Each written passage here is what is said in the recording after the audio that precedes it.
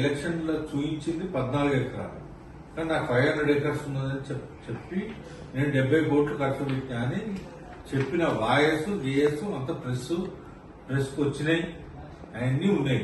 దాని మీద మేము ఆయన అనారోగ్యం చేయాలని సెకండ్ పొజిషన్ నేను బీజేపీ నుంచి.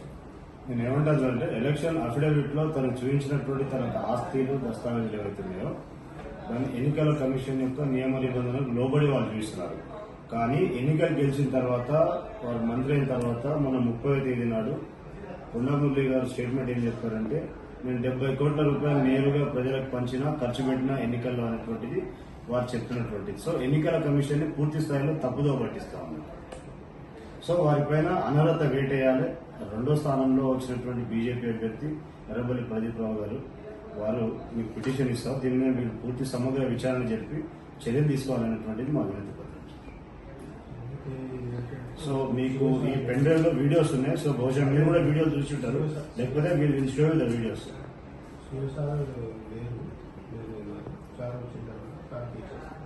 ఓకే అది ఈసీఐకి పంపిస్తారా, సార్ నిర్ణయం తీసుకున్న తర్వాత సార్ ఈసీఐకి పంపిస్తారా, ఎంక్వైరీకి పంపిస్తారా అనేది సార్ వచ్చిన తర్వాత ప్రాసెస్. ఎప్పుడు వస్తారు సార్ కమిషనర్? సో మేము తమరికి ఇస్తాము, మా కర్ణాటక కూడా ఇవ్వండి, మీరు వాళ్ళకి ఫార్వర్డ్ చేయండి, మేము మళ్ళీ వచ్చి సార్ కూడా కలుస్తాం. చర్యలు తీసుకోవాలనేటువంటిది మా వినతి పత్రం.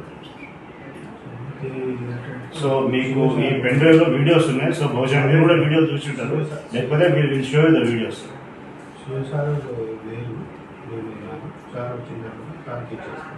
ఓకే అది ఈసీఐకి పంపిస్తారా, సార్ నిర్ణయం తీసుకున్న తర్వాత సార్ ఈసీఐకి పంపిస్తారా, ఎంక్వైరీకి పంపిస్తారా అనేది సార్ వచ్చిన తర్వాత ప్రాసెస్. ఎప్పుడు వస్తారు సార్ కమిషనర్? 2 days.